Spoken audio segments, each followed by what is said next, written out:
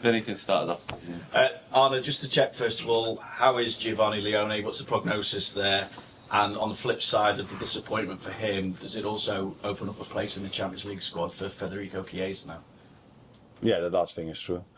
And the first thing, he's not in a good place, of course, because he tore his ACL, which means that he will be out for around a year. So, being so young, coming to a new country, playing so well in your first game, it's very hard to take the positive side. No, there's never a positive side, but yeah, you always try to look at a positive side, and that is that he's still so young, so that he has so many years still to go after he recovers from a terrible injury like that. How much of a blow is it for you? I know you're talking about the human being there, but also squad-wise, because you face Crystal Palace this weekend, and I suppose with Mark Gay lining up in their side, there might be a sense of what might have been given what happened on transfer deadline day. Yeah, but I don't think 2 or 3 days before, 1 day before we play them to talk about that again. He's a Crystal Palace player, and he's been very important for them as long as he's there. So we have to prepare for Crystal Palace, who are a very good team. I think they haven't lost 17 games in a row now, and he's part of that team. So difficult team to beat, but we are also a difficult team to beat, as we've shown when we played against each other, because we've beaten them once with 1-0 and twice it was a draw.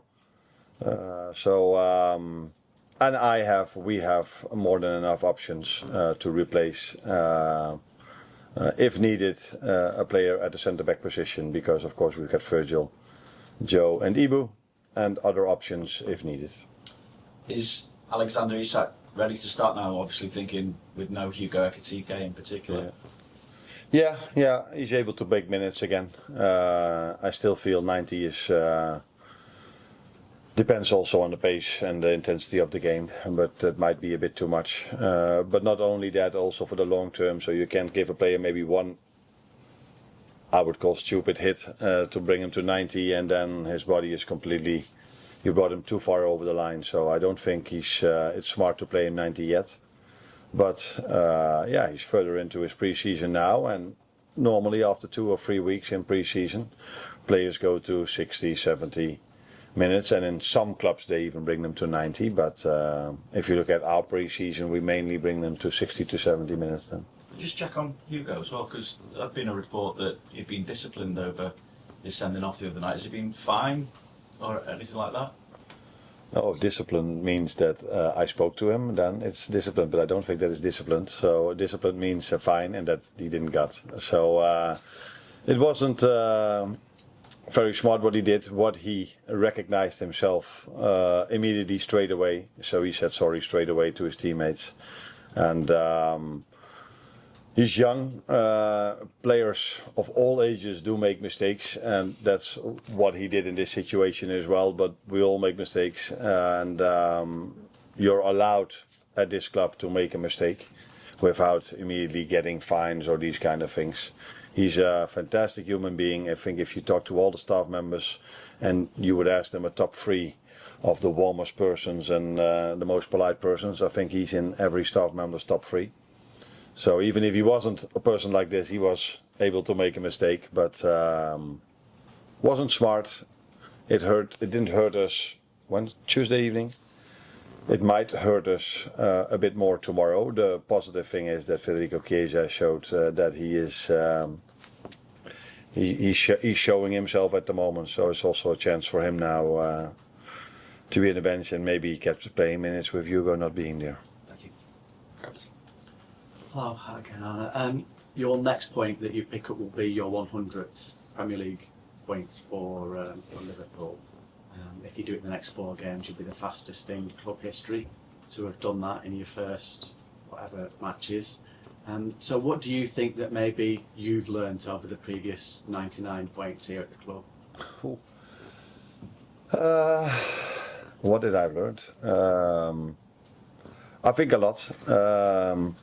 This has nothing to do with your question, but one of my frustrations is that I don't know if it's the same in England, by the way, but we as managers, we have to get points to keep having our badge. Is that the way you say it? So to stay a manager in Holland, you need every 3 years you need to do some schooling. Schooling, is that the right word? Yeah, education. Education, yeah. To stay manager, I find this ridiculous because I learn every single day. I improve every single day. I don't need to go to a course to learn if you are working. So I don't know if it's the same in England, but every 3 years we need to do this. Otherwise, you cannot stay. You need badges. As Yeah, well, yeah. But if you've done it, do you need to every time to do refreshing educate refreshing courses? Yeah. Now, for me, every day is a refreshing course. So I'm a bit surprised that we need to do this. So yeah, I've learned a lot, but not only here at Feyenoord and at AZ Alkmaar as well. I cannot come up with one specific thing, maybe what I've learned, but if you have to make every single day 10, 15, 20 choices, not all of them are good. Definitely not. So you learn every single day, and I cannot come up with one specific thing. So Crystal Palace again, and you'll see them again in the Carabao Cup soon also. You're the only two teams that are unbeaten in the Premier League this season. What is the biggest threat that they have against stopping Liverpool continuing that run? Discipline.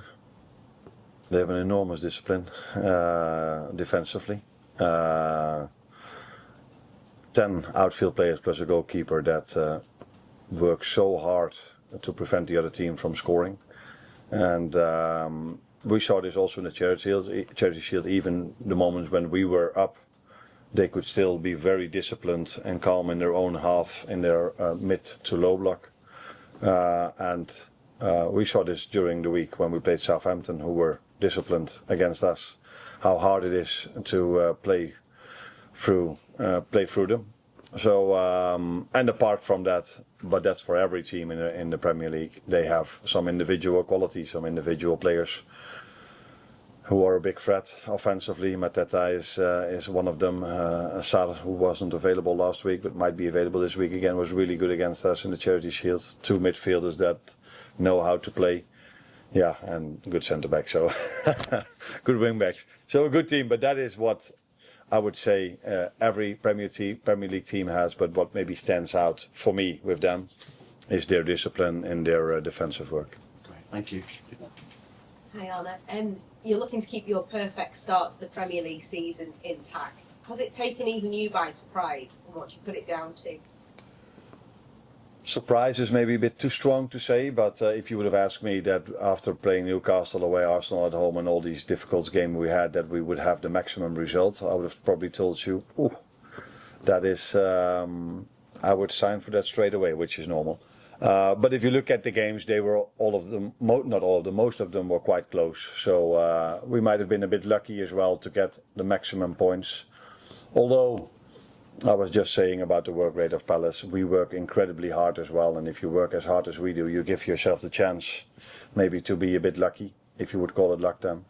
And I don't think we stole a win. It wasn't as if we totally not deserved it, but there were games that a draw would have been maybe more fair. So yeah, looking at the schedule we had, I'm more than pleased that we have the maximum points. And Rio Ngabo will with his first contract as well. He's still so young at 17. Do you have to work about keeping expectations down, or are you just happy to let him go for it? Now, the good thing is, if you are a youngster playing at Liverpool, there are players where you are playing with who are still better than you are. And that, I think, helps to stay grounded and to know there are still steps to make. If you are playing at maybe a club of a lower level and you are that good as Rio, you maybe belong straight away to the best players of the team. And that can lead to maybe a situation where he's not as grounded as he should be. But here that's not a problem at all. First of all, because who he is. He's a player that constantly wants to improve. But if you train and play with other wingers like Cody Gakpo and Mo Salah and Federico Chiesa and all the others, then I think he feels that there's still a step to make.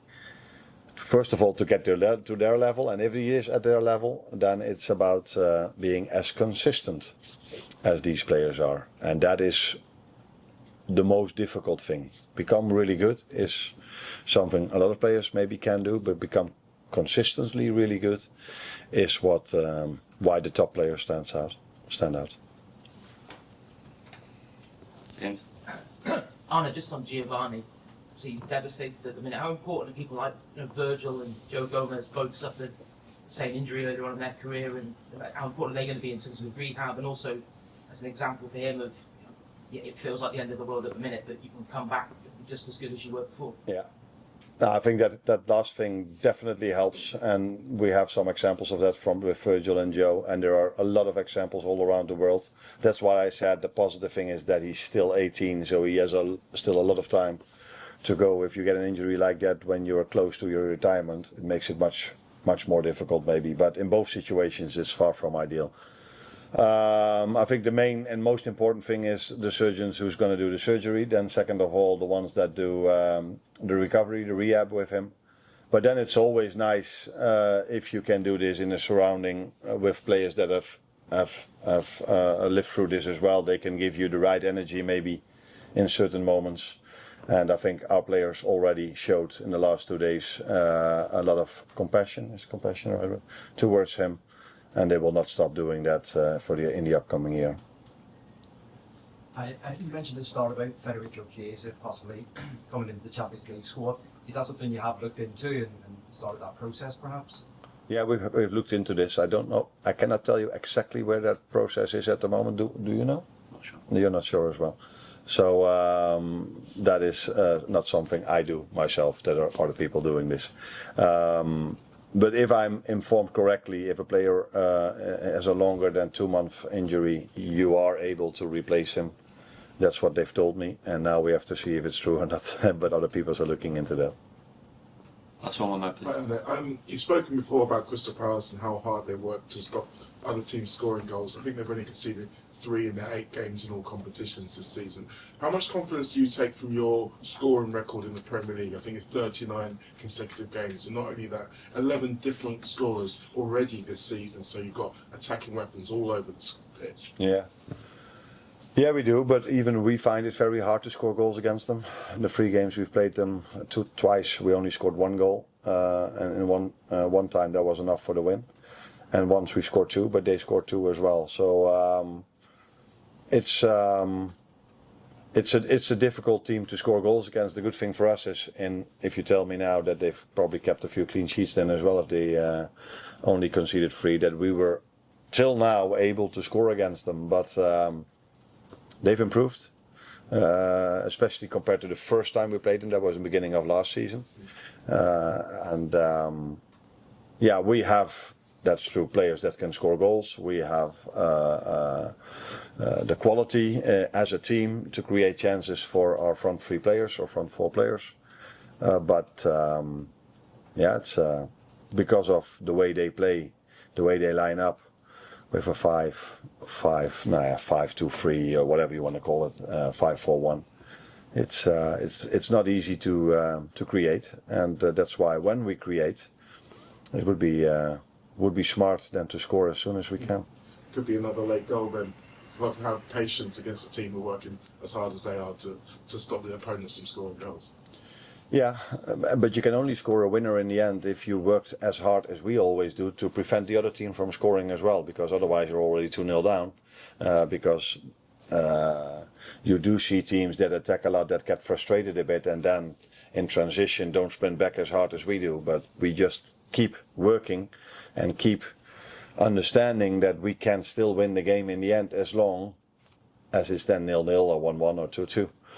And therefore we work really hard, and that is one of our strengths, and that's what we have to bring to every game, especially if we face Crystal Palace, who are a big threat on the counter-attack, because they are so disciplined in defense and then can come in transitions really fast, and they're a big threat in set pieces as well.